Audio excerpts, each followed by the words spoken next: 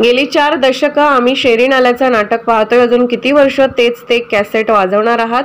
हे ढोंग आता थांबवा. सांगलीकरांच्या आरोग्याचा खेळखंडोबा करून ठेवलाय. तातडीने नाल्यावरील पंप सुरू करा. कोयनेतून 2100 क्युसेक पाणी सोडा आणि नदीपात्र स्वच्छ करा, अन्यथा 2 दिवसात रस्त्यावरची लढाई सुरू होईल, असा इशारा काँग्रेसचे शहर जिल्हाध्यक्ष पृथ्वीराज पाटील यांनी दिला.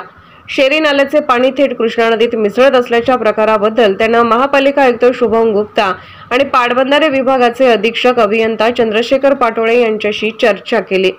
काँग्रेस पदाधिकाऱ्यांनी शेरी नाल्याच्या ठिकाणी जाऊन पाहणी केली. या स्थितीत सांगलीत साथीचे आजार पसरले तर महापालिका जबाबदार असेल, असा इशारा त्यांना दिला. पृथ्वीराज पाटील म्हणाले, गेले 4 दशकापासून शेरी नाल्याचा विषय सोडवता आला नाही. ही लाज वाटण्यासारखी स्थिती आहे. राज्यात नवीन सरकार स्थापन होत असताना सांगलीकरांना शेरी नाला मिसळलेले पाणी प्यावे लागते, हेही दुर्दैवच. महापालिका किती वेळा अहवाल पे अहवाल खेळत बसणार आहे? या विषयाला तडीस नेण्यासाठी सांगलीकरांना पुन्हा एकदा रस्त्यावर उतरण्याची वेळ आली आहे. हे आम्ही करूच. मात्र आज घडीला नदीतील पाणी प्रदूषित झाले आहे, त्यावर तातडीचा उपाय करावा. पंप तात्काळ सुरू करावेत. नाल्याचे पाणी बंधाऱ्याच्या वर नदीत मिसळायचे थांबवावे. त्यासाठी सगळी यंत्रणा युद्धपातळीवर वापरा, असे मी आयुक्त गुप्ता यांना आवाहन केले आहे.